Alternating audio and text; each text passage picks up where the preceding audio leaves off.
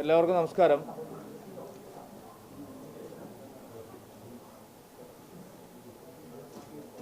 സംസ്ഥാനത്തെ രാഷ്ട്രീയ സാഹചര്യങ്ങൾ ഇരു മുന്നണികളും തുടർച്ചയായി സ്വീകരിച്ചുകൊണ്ടിരിക്കുന്ന ജനവിരുദ്ധ നയങ്ങൾക്ക്, വോട്ട് ബാങ്ക് രാഷ്ട്രീയത്തിന് കേരളം തിരിച്ചടി കൊടുക്കാൻ തുടങ്ങിയിരിക്കുന്നു എന്നുള്ള നിലയിലേക്കാണ് പോകുന്നത്. രണ്ട് മുന്നണികളുടെയും ജനപിന്തുണ സംസ്ഥാനത്ത് നഷ്ടമായിക്കൊണ്ടിരിക്കുകയാണ്. രണ്ട് മുന്നണികളോടും ജനങ്ങൾ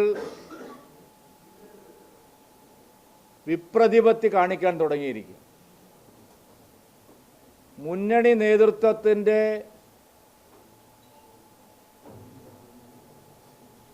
നിലപാടുകളെ പരസ്യമായി ചോദ്യം ചെയ്യാൻ കേരളത്തിലെ സാധാരണ ജനങ്ങൾ തയ്യാറായിരിക്കുന്നു എന്നുള്ളതാണ് ഈ അടുത്ത കാലത്ത് കേരളത്തിൽ കണ്ടുകൊണ്ടിരിക്കുന്ന ഏറ്റവും പ്രധാനപ്പെട്ട സവിശേഷമായ രാഷ്ട്രീയ സാഹചര്യം.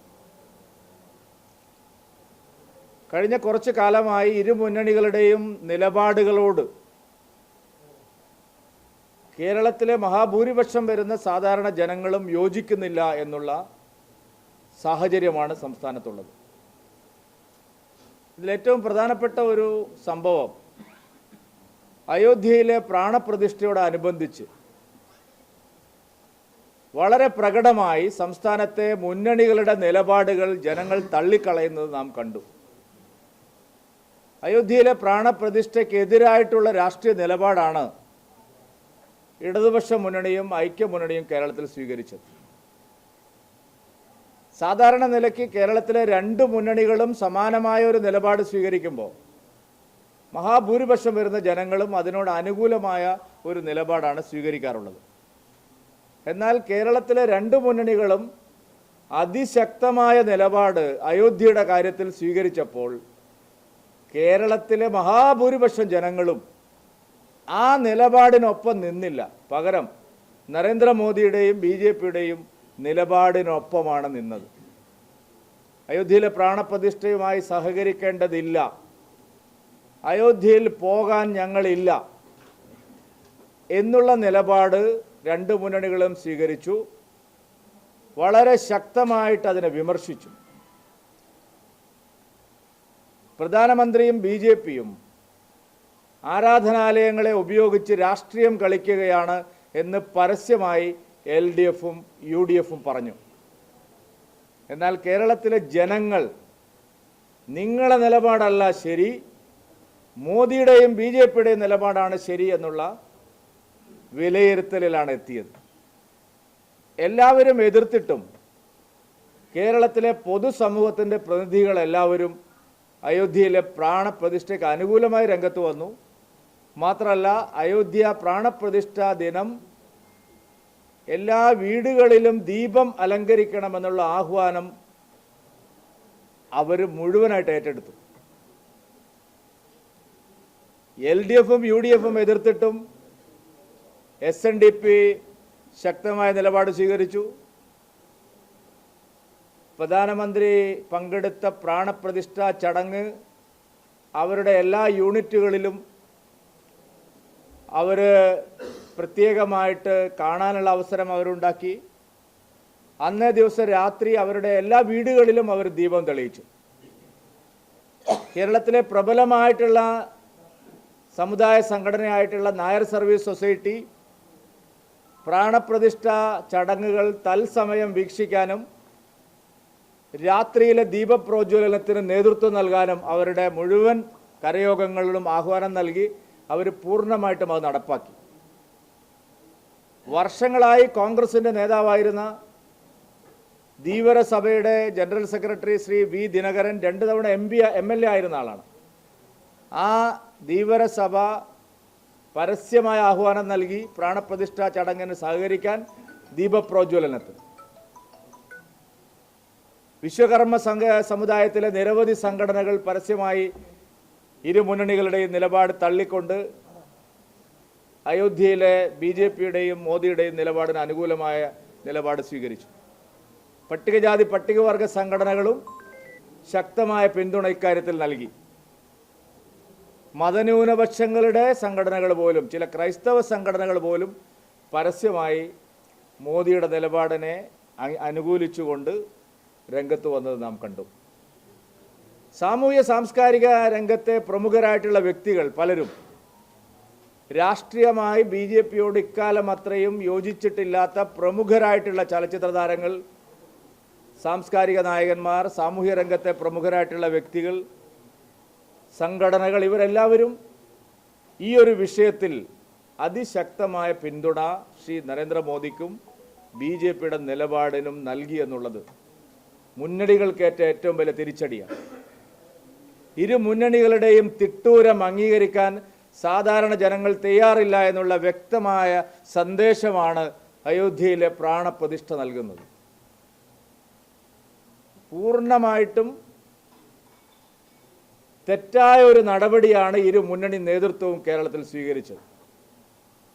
ഭൂരിപക്ഷ സമുദായത്തിൻ്റെ വികാരങ്ങളെ ചവിട്ടി മെതിക്കുന്ന നടപടി ഇനി കേരളം അംഗീകരിക്കില്ല എന്നുള്ള താക്കീതാണ് യഥാർത്ഥത്തിൽ കേരളം കഴിഞ്ഞ 22-ാം തീയതി നൽകിയത്. ഒരു മാറ്റത്തിൻ്റെ വ്യക്തമായ സൂചനയാണ് ഇത് കാണിക്കുന്നത്. പ്രധാനമന്ത്രി ശ്രീ നരേന്ദ്രമോദിജി കേരളത്തിൽ നടത്തിക്കൊണ്ടിരിക്കുന്ന സന്ദർശനങ്ങളിലെല്ലാം വൻതോതിലുള്ള ജനപിന്തുണ, അദ്ദേഹത്തിൻ്റെ ഓരോ പരിപാടിയിലുമുള്ള ജനപങ്കാളിത്തം, മോദി സർക്കാരിനുള്ള ജനങ്ങളുടെ വിശ്വാസം, മോദിയുടെ ഗ്യാരണ്ടിയിലുള്ള ജനങ്ങളുടെ വിശ്വാസം ഓരോ ദിവസവും ഊട്ടി ഉറപ്പിക്കുന്നതാണ്.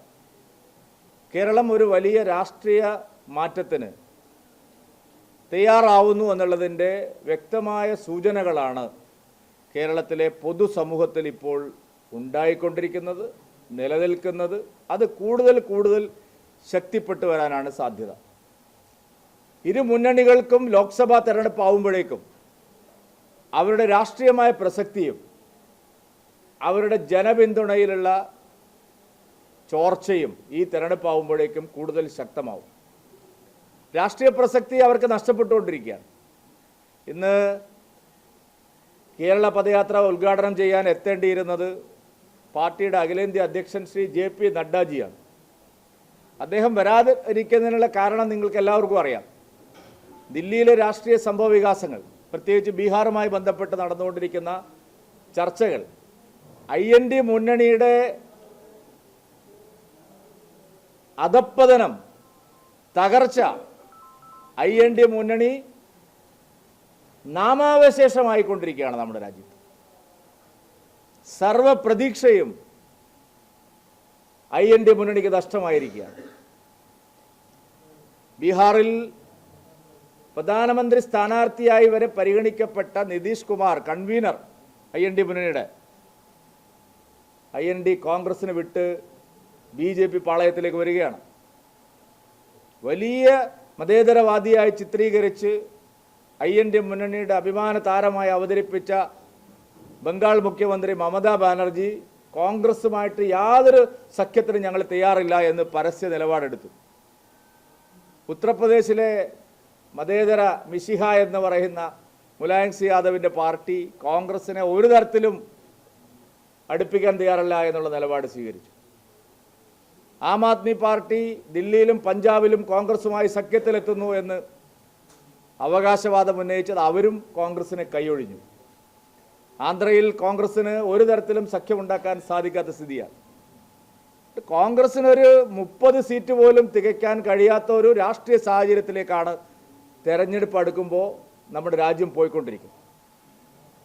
അതുകൊണ്ട് കോൺഗ്രസ്സിന് കേരളത്തിലെ ജനങ്ങൾ നേരത്തെ തെരഞ്ഞെടുപ്പിൽ നൽകിയിരുന്ന പിന്തുണ ഇനി എന്തിനാണ് കോൺഗ്രസിനെ പിന്തുണയ്ക്കുന്നത് എന്നുള്ള ജനങ്ങളുടെ ചോദ്യം വളരെ പ്രസക്തമായിട്ട് വരികയാണ്.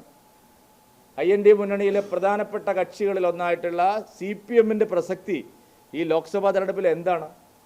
ഏത് സംസ്ഥാനത്താണ് CPMന് ഒരു രാഷ്ട്രീയ നീക്കം നടത്താനെങ്കിലും ഈ തെരഞ്ഞെടുപ്പിൽ സാധിക്കുന്നത്? അതുകൊണ്ട് ലോക്സഭാ തെരഞ്ഞെടുപ്പിൽ ഭാരതീയ ജനതാ പാർട്ടിയെ, ദേശീയ ജനാധിപത്യ സഖ്യത്തെ കേന്ദ്രീകരിച്ചുകൊണ്ടുള്ള, ഉറപ്പായും നരേന്ദ്രമോദി 3ാമത്തെ തവണയും അധികാരത്തിൽ വരാൻ പോകുന്ന തെരഞ്ഞെടുപ്പിൽ തീർച്ചയായിട്ടും കേരളം അതിനനുസരിച്ചുള്ള ഒരു നിലപാട് സ്വീകരിക്കുന്നു. ഇരു മുന്നണികളുടെയും പ്രസക്തി നഷ്ടമാവുന്നു. മോദിക്കും NDAക്കും അനുകൂലമായി കേരളം ചിന്തിക്കുന്നു എന്നുള്ള ഒരു നിലയിലാണിപ്പോൾ നമ്മുടെ സംസ്ഥാനം മുമ്പോട്ട് പോകുന്നത്. അതുകൊണ്ടാണ് നിരന്തരമായിട്ടുള്ള ആക്രമണങ്ങൾ മോദിക്കും കേന്ദ്ര സർക്കാരിനുമെതിരായി കേരളത്തിൽ ഇരു മുന്നണികളും ഇപ്പോൾ നടത്തിക്കൊണ്ടിരിക്കുന്നത്. അതിൻ്റെ ഏറ്റവും പ്രധാനപ്പെട്ട ഉദാഹരണമാണ് കേന്ദ്രവിരുദ്ധ സമരവുമായി ദില്ലിയിൽ ഇടതുപക്ഷം നടത്താൻ പോകുന്ന സമ്മേളനമോ സമരമോ. എന്തായാലും കേരളത്തിൻ്റെ എല്ലാ പ്രതിസന്ധിക്കും കാരണം മോദിയാണ്, BJP ആണ് എന്നുള്ള ഒരു ധാരണ സൃഷ്ടിക്കാനുള്ള ഒരു പാഴ്വേലയാണ് ഇവിടെ നടക്കുന്നത്. കേരളം കടക്കണിയിലായതിന് നരേന്ദ്രമോദി ഉത്തരവാദിയല്ല. കേരളത്തിൽ തൊഴിലില്ലായ്മ പെരുകുന്നതിന് നരേന്ദ്രമോദി ഉത്തരവാദിയല്ല. കേരളത്തിൽ വ്യവസായം തകരുന്നതിന് നരേന്ദ്രമോദി ഉത്തരവാദിയല്ല. കേരളത്തിൽ കൃഷിക്കാർ ആത്മഹത്യ ചെയ്യുന്നതിന് നരേന്ദ്രമോദി ഉത്തരവാദിയല്ല. കേരളത്തിൽ പെൻഷൻകാർ ആത്മഹത്യ ചെയ്യുന്നതിന് നരേന്ദ്രമോദി ഉത്തരവാദിയല്ല. കേരളത്തിലെ സർവകലാശാലകളിൽ നിന്ന് വിദ്യാർത്ഥികൾ കൊഴിഞ്ഞു പോകുന്നതിന് നരേന്ദ്രമോദി ഉത്തരവാദിയല്ല. കേരളത്തിൻ്റെ വികസന മുരടിപ്പിനും കടക്കെണിക്കും സാമ്പത്തിക പ്രതിസന്ധിക്കും ഒരു തരത്തിലും ഉത്തരവാദിയല്ലാത്ത കേന്ദ്ര സർക്കാരിനെ നരേന്ദ്രമോദി സർക്കാരിനെതിരായിട്ടൊരു പ്രചാരണം നടത്തിക്കളയാം എന്നാണ് ഇപ്പോൾ അവർ വിചാരിക്കുന്നത്. അത് കേരള ജനത അംഗീകരിക്കാൻ പോകുന്നില്ല. കേരളത്തിന് ഇപ്പോൾ ഈ നിലയിലെങ്കിലും നിലനിൽക്കാൻ സാധിക്കുന്നത് കഴിഞ്ഞ 10 വർഷത്തെ മോദി സർക്കാരിൻ്റെ ഇടപെടലുകളുടെ ഫലമായിട്ടാണ്. 2004 മുതൽ 2014 വരെ 10 വർഷം ഭരിച്ച UPA ഗവൺമെൻറ് കേരളത്തിന് നൽകിയതിൻ്റെ 10 ഇരട്ടി ആനുകൂല്യങ്ങളാണ് 2014 മുതൽ 2024 വരെയുള്ള ഈ കാലയളവിൽ മോദി സർക്കാർ കേരളത്തിന് നൽകിയത്. അത് നികുതി വിഹിതമായാലും, അത് GST കുടിശ്ശികയായാലും, അത് റവന്യൂ ഡെഫിസിറ്റ് ഗ്രാൻഡ് ആയാലും, അത് വിവിധ പദ്ധതികൾക്ക് വേണ്ടിയുള്ള നീക്കിയിരിപ്പായാലും നരേന്ദ്രമോദി സർക്കാർ 10 മടങ്ങ് അധികം കേരളത്തിന് നൽകിയിട്ടുണ്ട്. വസ്തുതാപരമായ ഈ കണക്കുകൾ ജനങ്ങളെ ബോധ്യപ്പെടുത്തുക. കേരളം കഴിഞ്ഞ 10 വർഷം നരേന്ദ്രമോദി സർക്കാരിൽ നിന്ന് എന്തെല്ലാം നേടി, കേരളത്തിന് എന്തെല്ലാം ആനുകൂല്യങ്ങൾ ലഭിച്ചു എന്നുള്ള കാര്യം ഓരോ വോട്ടർമാരിലും എത്തിക്കുക എന്നുള്ള ഉദ്ദേശം ഈ പദയാത്രയ്ക്കുണ്ട്. മറ്റൊന്ന്,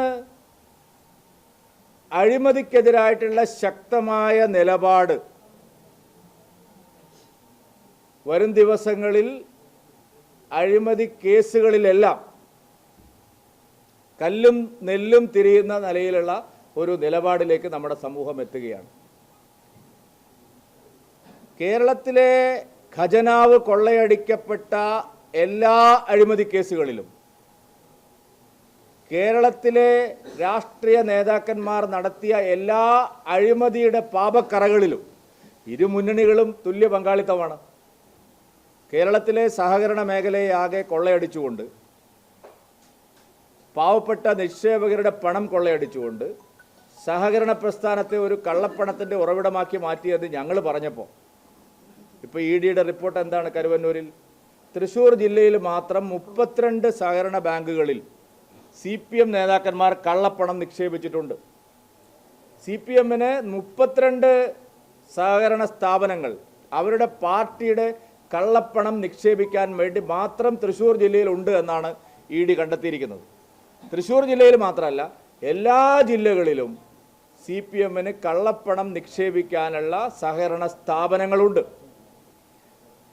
സഹകരണ കൊള്ളയ്ക്കെതിരായിട്ടുള്ള ED അന്വേഷണവും കേന്ദ്ര ഏജൻസികളുടെ അന്വേഷണവും തടസ്സപ്പെടുത്താൻ ശ്രമിക്കുന്നതിന് പിന്നിൽ പാർട്ടിയുടെ പങ്ക് പുറത്തു വരും എന്നുള്ള കൃത്യമായിട്ടുള്ള ബോധ്യത്തിൻ്റെ അടിസ്ഥാനത്തിലാണ്. ഈ വിഷയത്തിൽ കോൺഗ്രസിനും ഒന്നും തന്നെ ഒരു ധാർമ്മിക നിലപാട് സ്വീകരിക്കാൻ കഴിയില്ല. കോൺഗ്രസും പല സഹകരണ അഴിമതിയിലും നേരിട്ട് പങ്കാളികളായിട്ടുള്ളത്. ഈ അഴിമതിക്കെതിരായിട്ടുള്ള പോരാട്ടം ശക്തിപ്പെടും നമ്മുടെ നാട്ടിൽ. മാസപ്പടി, ചില ആളുകൾക്ക് ഒരു സംശയം, മാസപ്പടി വിഷയത്തിൽ. മാസപ്പടി ഒരു ചെറിയ സംഭവവികാസമല്ല കേരളത്തിൽ. അതൊരു കമ്പനി 1.72 കോടി രൂപ മുഖ്യമന്ത്രിയുടെ മകൾക്ക് നൽകി എന്നുള്ള നിലയിൽ നമുക്കതിനെ ലഘൂകരിച്ച് കാണാൻ കഴിയുന്ന ഒരു സംഭവമല്ല മാസപ്പടി വിവാദം. അതിനേക്കാൾ അപ്പുറത്തൊക്കെയുള്ള മാനങ്ങൾ മാസപ്പടി വിവാദത്തിലുണ്ട്. 100 കണക്കിന് കോടി രൂപ ഒരു വ്യവസായ സ്ഥാപനം, അതും പാരിസ്ഥിതിക മേഖലയിൽ പ്രവർത്തിക്കുന്ന, പാരിസ്ഥിതിക പ്രശ്നങ്ങളുമായി ബന്ധപ്പെട്ടൊക്കെ ഇടപാടുകൾ നടത്തുന്ന, കരിമണൽ ഖനനം നടത്തുന്ന ഒരു കമ്പനി 100 കോടിയോളം രൂപ ഇവിടുത്തെ രാഷ്ട്രീയ നേതാക്കന്മാർക്കും ഉദ്യോഗസ്ഥന്മാർക്കും എന്തിനു നൽകിയെന്നുള്ള ഒരു ധാർമ്മികമായ ചോദ്യം നിൽക്കുകയാണ്. 1,72,00,000 രൂപയുടെ കാര്യമല്ല ഇത്. മാസപ്പടി വിവാദത്തിൽ 2 മുന്നണികളുടെയും മുഖം, വികൃതമായ മുഖം പുറത്തു വരിക തന്നെ ചെയ്യും. പിണറായി വിജയനും മകളും, അപ്പുറത്ത് രമേശ് ചെന്നിത്തലയും കുഞ്ഞാലിക്കുട്ടിയും ഇബ്രാഹിം കുഞ്ഞും. പൊന്തി വന്നിരിക്കുന്ന പേരുകൾ ഇതൊക്കെയാണെങ്കിൽ ഇതിനേക്കാൾ കൂടുതൽ പേരുകൾ മാസപ്പടി വിവാദത്തിൽ ഇരു മുന്നണികളിലെയും പ്രമുഖരായിട്ടുള്ള നേതാക്കന്മാർ മാസപ്പടി വാങ്ങിയതായിട്ടുള്ള വിവരങ്ങളുണ്ട്. ശരിയായ അന്വേഷണത്തിൽ കേരളത്തിലെ 2 മുന്നണികളും കാലാകാലങ്ങളായി നടത്തിക്കൊണ്ടിരിക്കുന്ന അഴിമതിയുടെ ഏറ്റവും ബീഭത്സമായിട്ടുള്ള മുഖങ്ങളാണ് ഇതിലൂടെ പുറത്തു വരാൻ പോകുന്നത്. അതുകൊണ്ട് നരേന്ദ്രമോദി സർക്കാർ അഴിമതിക്കെതിരായി നടത്തുന്ന ശക്തമായ പോരാട്ടങ്ങൾക്ക്, കേരളത്തിലെ ഇരു മുന്നണികളുടെയും അഴിമതികൾ വെളിച്ചത്ത് കൊണ്ടുവരാൻ ശക്തമായ നിലപാടുകൾക്ക് സാധിക്കും. വരും ദിവസങ്ങളിൽ കേരളത്തിൽ ഈ 2 മുന്നണികളുടെയും അഴിമതിക്കെതിരായിട്ടുള്ള വലിയ ജനകീയ മുന്നേറ്റവും പോരാട്ടങ്ങളും തുടരും. അതിനുവേണ്ടി കൂടിയാണ് ഈ കേരള പദയാത്ര ലക്ഷ്യം വയ്ക്കുന്നത്. 2 മുന്നണികളുടെയും ജനവിരുദ്ധ നയങ്ങൾ, അഴിമതി, കൊള്ള, ഇതിനെതിരായിട്ടുള്ള ജനങ്ങളുടെ പിന്തുണ ആർജിക്കുന്ന വേണ്ടി നടത്തുന്ന പദയാത്രയാണിത്. മോദിയുടെ ഗ്യാരണ്ടി കേരളത്തിൽ ഉറപ്പുവരുത്തുന്നതിനാവശ്യമായി നടത്തുന്നതിന് വേണ്ടിയുള്ള പദയാത്രയാണ് ഞങ്ങളിപ്പോൾ ആസൂത്രണം ചെയ്തിരിക്കുന്നത്. മോദി ഗ്യാരണ്ടി ബിജെപി വളരെ നല്ല രീതിയിൽ പ്രചരിപ്പിക്കുന്നുണ്ട്. പക്ഷേ കേവലം ഒരു തെരഞ്ഞെടുപ്പ് വാഗ്ദാനമല്ലാതെ ഈ മോദിയുടെ ഗ്യാരണ്ടി എന്ന് പറയുന്നത് എന്താണ്? മോദിയുടെ ഗ്യാരണ്ടി പിണറായി വിജയന്റെ ഗ്യാരണ്ടി പോലെയല്ല. മോദിയുടെ ഗ്യാരണ്ടി എല്ലാ മേഖലകളിലും രാജ്യം 2014 വരെ നേടിയ നേട്ടങ്ങളെല്ലാം അതിൻ്റെ ഇരട്ടിയിലധികം നേട്ടങ്ങൾ കഴിഞ്ഞ 10 വർഷം കൊണ്ട് നമ്മുടെ രാജ്യത്തുണ്ടായിട്ടുണ്ട്. നമ്മുടെ രാജ്യത്ത് 2014 വരെ എത്ര കിലോമീറ്റർ ദേശീയപാത വികസിച്ചിരുന്നോ അതിൻ്റെ ഒരിരട്ടിയിലധികം, ഞാൻ എല്ലാത്തിൻ്റെയും കണക്ക് തരാം. ഇന്ത്യയിൽ ആകെ എത്ര മെഡിക്കൽ കോളേജുകൾ 2014 വരെ ഉണ്ടായിരുന്നു? 2014 മുതൽ 2024 വരെ എത്ര മെഡിക്കൽ കോളേജുകൾ വന്നു? ഇന്ത്യയിലാകെ എത്ര IITകൾ 2014 വരെ ഉണ്ടായിരുന്നു? 2014 ശേഷം 2024 വരെ ഇന്ത്യയിൽ എത്ര IIT? ഞാൻ തരാം, എല്ലാത്തിൻ്റെ കണക്ക് തരാം. മോദിയുടെ ഗ്യാരണ്ടി എന്ന് പറയുന്നത് ഒരു കപട വാഗ്ദാനമല്ല, ഉറപ്പുള്ള വാഗ്ദാനമാണ്. മോദിയുടെ ഗ്യാരണ്ടിയുടെ ഫലമായിട്ടാണ് രാജ്യത്ത് 12% ആളുകൾ ദാരിദ്ര്യരേഖയ്ക്ക് മുകളിലായത്. ഇത്രയും ചെറിയൊരു സ്പാൻ ഓഫ് ടൈമിൽ 12% ആളുകളുടെ ദാരിദ്ര്യരേഖയ്ക്ക് താഴെയിൽ നിന്ന് മുകളിലായ ഒരു ചരിത്രം നമ്മുടെ രാജ്യത്തുണ്ടായിട്ടില്ല. മോദിയുടെ ഗ്യാരണ്ടിയാണ് 10ാം സ്ഥാനത്തുണ്ടായിരുന്ന ഇന്ത്യ സാമ്പത്തിക രംഗത്ത് 5ാം സ്ഥാനത്തായതും ആയി മാറിയത്. മോദിയുടെ ഗ്യാരണ്ടിയാണ് ദാരിദ്ര്യരേഖയ്ക്ക് താഴെയുള്ളവരുടെ എണ്ണം മുകളിലായി മാറിയത്. മോദിയുടെ ഗ്യാരണ്ടിയാണ് ദേശീയപാത വികസനം യാഥാർത്ഥ്യമായത്. മോദിയുടെ ഗ്യാരണ്ടിയാണ് ജൽജീവൻ മിഷൻ വഴി കുടിവെള്ളം യാഥാർത്ഥ്യമായത്. അങ്ങനെ എല്ലാ മേഖലകളിലും മോദിയുടെ ഗ്യാരണ്ടി ഉറപ്പുള്ള ഗ്യാരണ്ടിയാണ്. മോദിയുടെ ഗ്യാരണ്ടിയിൽ അയോധ്യയും പെടും. മോദിയുടെ ഗ്യാരണ്ടി മോദി പറഞ്ഞതെല്ലാം എന്താണോ അത് ഉറപ്പുവരുത്തുകയാണ് ഓരോന്നും. അത് 370 വകുപ്പും പെടും, അയോധ്യയും പെടും. പക്ഷേ അടിസ്ഥാന പ്രശ്നങ്ങളും വരും. അതുകൊണ്ട് നരേന്ദ്രമോദിയുടെ ഗ്യാരണ്ടി എന്നുള്ളത് ഉറപ്പുള്ള ഗ്യാരണ്ടിയാണ്, നടപ്പാവുന്ന ഗ്യാരണ്ടിയാണ്, പരീക്ഷിച്ച് വിജയിച്ച ഗ്യാരണ്ടിയാണ്. പിണറായി വിജയനെ പോലെ ബഡായി അല്ല. പിണറായി വിജയനും മകൾക്കും കുടുംബത്തിനും മാത്രം സുരക്ഷ ഉറപ്പുവരുത്തുന്ന ഗ്യാരണ്ടിയല്ല. ഈ രാജ്യത്തെ 140 കോടി ജനങ്ങൾക്കും സുരക്ഷ ഉറപ്പുവരുത്തുന്ന ഗ്യാരണ്ടിയാണ്. അവരുടെ ജീവിതം മെച്ചപ്പെടുത്തുന്ന ഗ്യാരണ്ടിയാണ്. കണക്കുകൾ കള്ളം പറയില്ല. ഞങ്ങൾ ചലഞ്ച് ചെയ്യുന്നു ഇവിടെ എതിർക്കുന്ന പ്രതിപക്ഷ പാർട്ടികളെ. കഴിഞ്ഞ 10 വർഷം രാജ്യത്ത് അടിസ്ഥാന മേഖലയിൽ ഉണ്ടായിട്ടുള്ള മാറ്റങ്ങൾ, സാമൂഹ്യ സുരക്ഷാ മേഖലയിൽ ഉണ്ടായിട്ടുള്ള മാറ്റങ്ങൾ, ഇൻഫ്രാസ്ട്രക്ചർ, വലിയ ഇൻഫ്രാസ്ട്രക്ചർ രംഗത്തുണ്ടായിട്ടുള്ള മാറ്റങ്ങൾ എല്ലാം വളരെ ട്രാൻസ്പെറൻറ്റ്, പകൽ പോലെ വ്യക്തമാണ്. ഇതൊക്കെ മുൻ കേന്ദ്ര സർക്കാരുകളുടെ തുടർച്ചയായിട്ട് അല്ലല്ല, അങ്ങനെയല്ല. കമ്പാരറ്റീവ് സ്റ്റഡി ഉണ്ട് സാർ. നിങ്ങൾ ഈ AKI സെൻറ്ററിലെ ക്യാപ്സൂളോട് ചോദിക്കില്ല.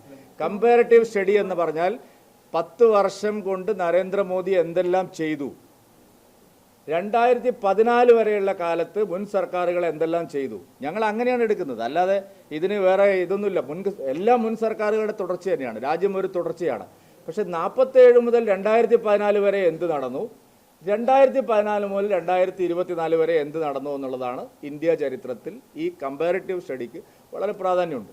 ജീവൻ പ്രശ്നങ്ങൾ പരിഹരിക്കാൻ ഇപ്പോൾ വിലവർദ്ധന, അതേപോലെ തന്നെ പൊതുമേഖലാ സ്ഥാപനങ്ങളുടെ കേന്ദ്ര മന്ത്രിസഭ പൊതുമേഖലാ സ്ഥാപനങ്ങളുടെ ഡിസ്ഇൻവെസ്റ്റ്മെന്റാണ് കൂടുതലുണ്ടായത്. ഇതൊക്കെ വെറും ക്യാപ്സൂളുകളാണെന്ന് ഈ ഇടതുപക്ഷം ഈ രാജ്യത്ത് പ്രചരിപ്പിച്ചു.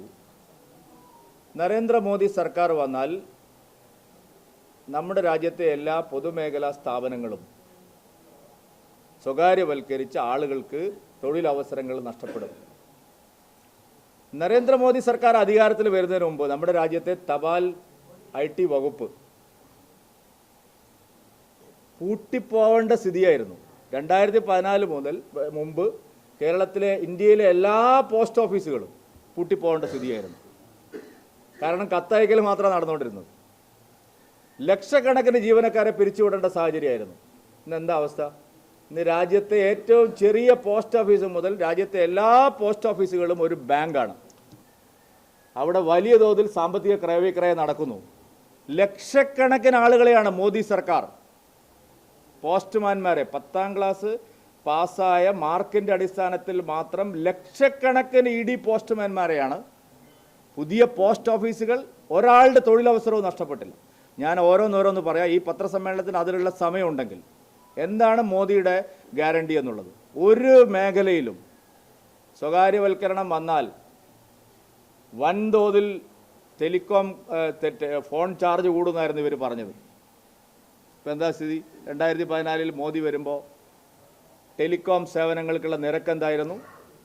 ഈ രാജ്യത്തെ സാധാരണക്കാരൻ കൊടുത്തുകൊണ്ടിരുന്നതിൻ്റെ 10 മടങ്ങിൽ കുറഞ്ഞിരിക്കുകയാണ് ഇപ്പോൾ. അതുകൊണ്ട് ആ വർത്തമാനമൊന്നും പറയണ്ട. ഒരാളെയും കേന്ദ്രം പിരിച്ചുവിടുന്നില്ല.